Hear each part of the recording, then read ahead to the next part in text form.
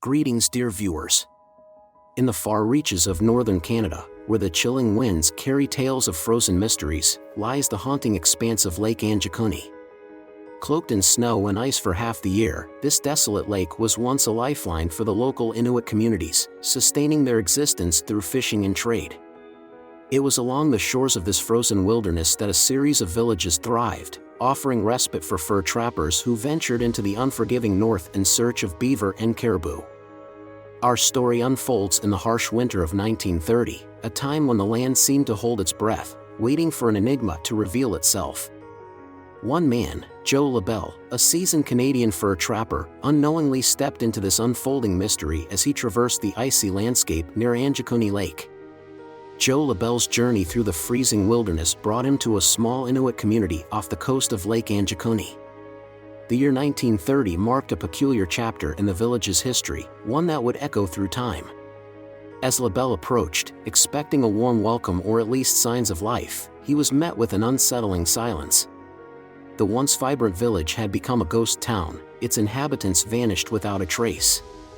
In the heart of the abandoned settlement, LaBelle discovered 6 empty tents standing as eerie monuments to the absent residents. Among the tents, he found remnants of daily life, incomplete garments with needles still in them and food left hanging over fire pits. Yet, there was no sign of violence or conflict that could explain the sudden disappearance of the 25 men, women, and children who once called this place home. As LaBelle moved through the deserted village, the grim reality intensified. 7 sled dogs, essential to the community's survival, were found tied to their posts, having starved to death. It was an unthinkable act to leave these loyal companions behind, raising more questions than answers. The mystery deepened when LaBelle stumbled upon a freshly disturbed human grave at the village's edge. Encircled by undisturbed stones, it was evident that a human hand had disrupted the sanctity of the burial site. A shiver ran down LaBelle's spine as he realized that whatever had occurred in this desolate place had a profound and unsettling impact on the community. Alarmed by the bizarre discovery, LaBelle wasted no time in reporting the incident to the RCMP, Royal Canadian Mounted Police.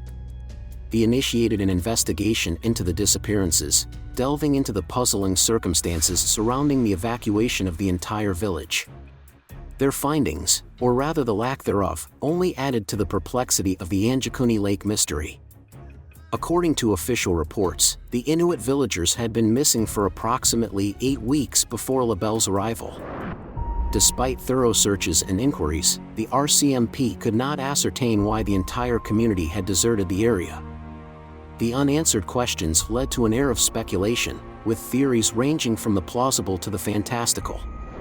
Adding an extra layer of mystery, RCMP officers reported witnessing inexplicable pulsing lights in the night sky over Lake Angikuni. These lights, unlike the natural brilliance of the northern lights, emitted a haunting bluish glow that defied explanation.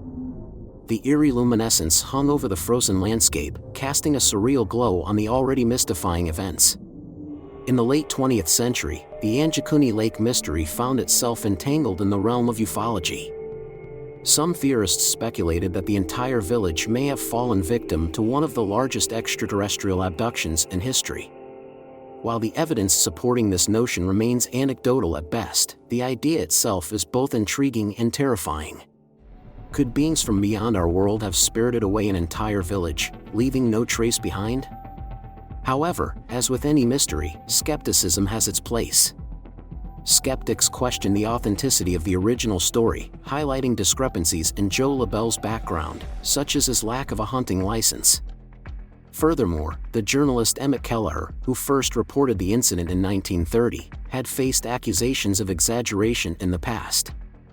The RCMP, in 1931, dismissed the case as fabricated, closing the door on the vanished village. Yet, skepticism doesn't entirely dispel the lingering questions.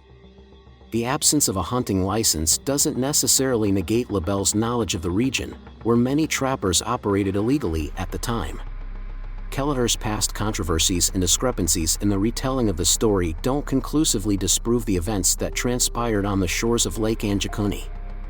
As the villagers disappeared for a second time, first from their homes and then from the pages of history, the enigma of Angikuni Lake remains unresolved. The evidence pointing to fabrication is circumstantial, offering a convenient solution for those eager to close the case swiftly. Native American myths, rich with tales of evil creatures, cannibals, and monsters haunting the vast landscapes, add an intriguing layer to the Angikuni Lake mystery. Could there be a connection between the chilling events and the mythical entities that echo through the forests and badlands of the great continent? That's it for this video, guys. Thank you for joining us on this journey into the shadows. If you like to explore more mysteries of the unknown, don't forget to subscribe, like, and share. Until next time, stay curious.